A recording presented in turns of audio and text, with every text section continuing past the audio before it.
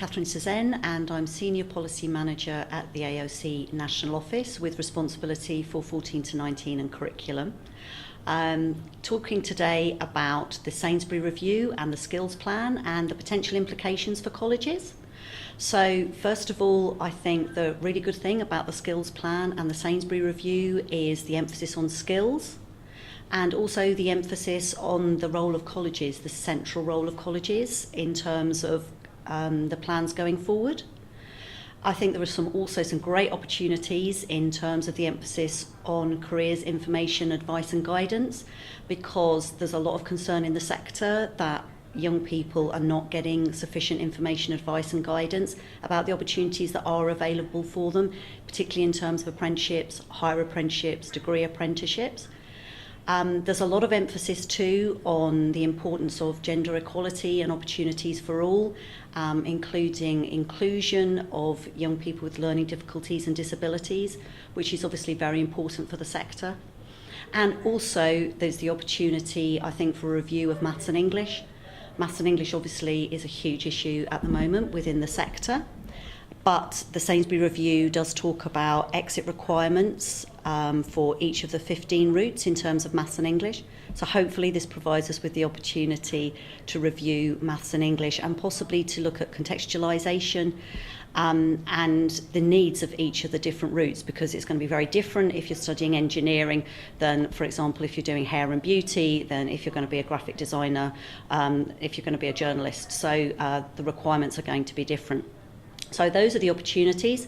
However, I think there are still a number of questions, and obviously we look forward to finding out more in the implementation plan going forward, but questions about how the routes will work themselves.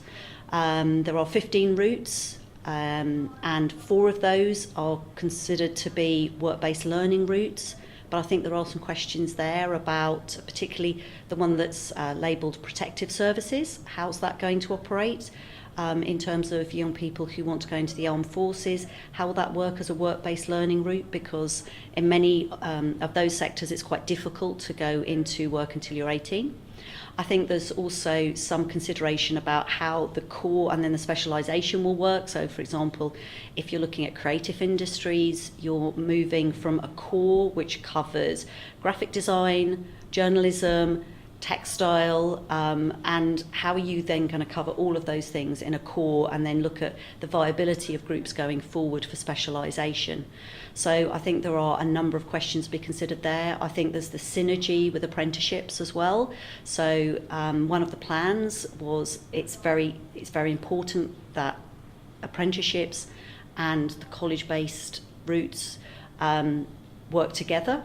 But how that will actually work in practice when you've potentially got qualifications in the college sector, the college-based sector, but actually in apprenticeships, it's slightly different with the new standards coming in. So I think that presents us with some challenges going forward as to how that works. There are questions as well regarding governance, how the Institute of Apprenticeships is going to work, how that's going to work in terms of employer boards, who's going to have the governance, who's going to have the view of the qualifications. And talking about qualifications, one of perhaps the more controversial recommendations is that there should be a single qualification for each of the occupational sectors. So at the moment we have a very live market in terms of vocational qualifications, but potentially that's going to change going forward. And I think we've already seen that people have got very different opinions on that.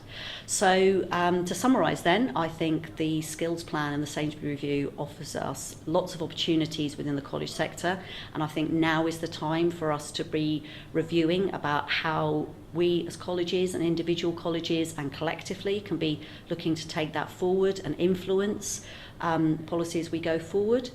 But I think there are lots and lots of questions, and perhaps for me personally, one final question would be about the role of transition year.